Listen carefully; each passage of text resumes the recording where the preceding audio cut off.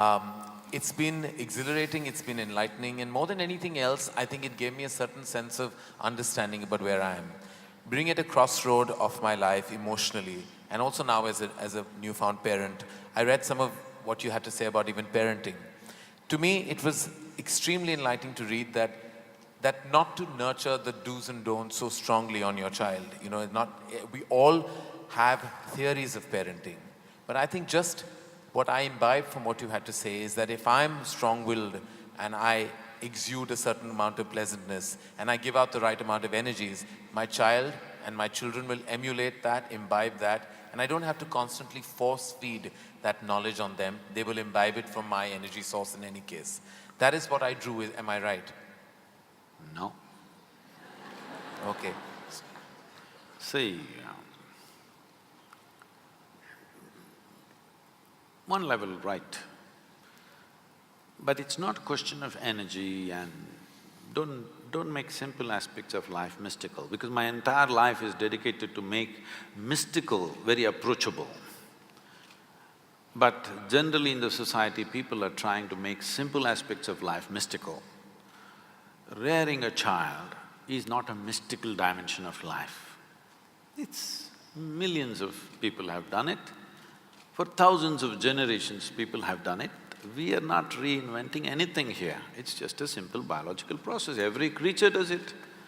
A bird is teaching its offspring to, find the worm, and the worm is teaching its offspring to escape the bird. All kinds of things are happening in their own way. Similarly, human beings are doing it, but as we get more educated, we become more fussy about it. There was a time that a whole lot of parents had 8, 10 children, they did not even know their names, number one, number two, they called them. But they grew up somehow. They just provided the basic ecosystem and they just grew up. So let's not make it too whatever, because you can easily…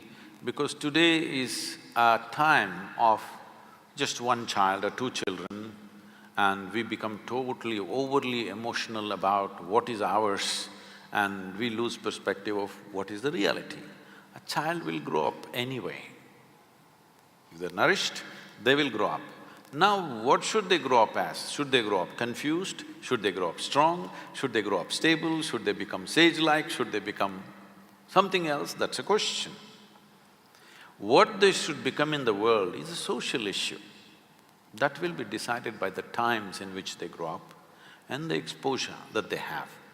Now you become a filmmaker, not because you're intrinsically a filmmaker, because you're in Mumbai, you come from that kind of family and the atmosphere around you is like that, naturally you choose that. Suppose you were somewhere else, let's say 1,000 years ago you were somewhere else, would you be thinking of filmmaking? No, you would be thinking something else. So what we do in our lives is just a circumstantial thing. Let's not read too much into it. The question is, when we have children, how complete and joyful and wonderful are they?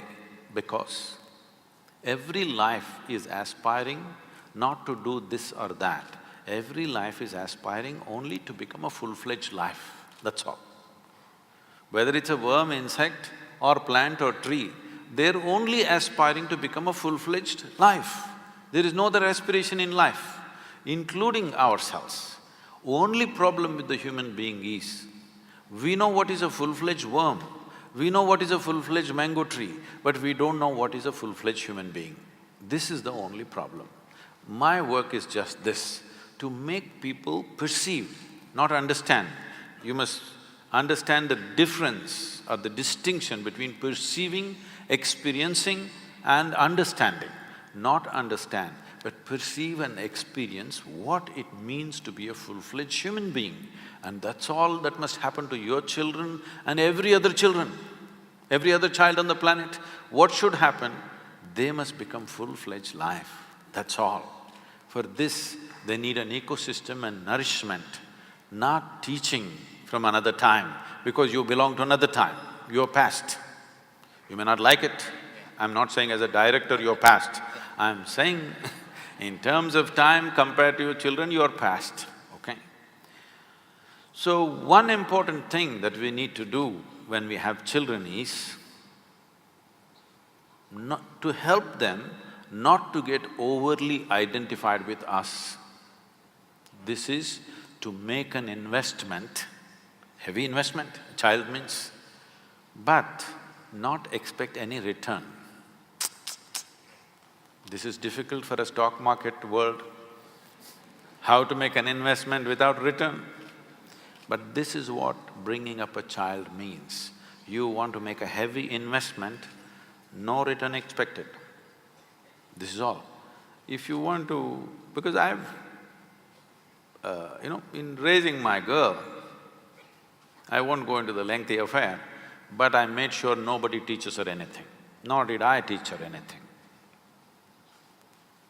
No 1, 2, 3, no ABC, no Mary had a little lamb, because I don't care whether Mary had a lamb or not, you know.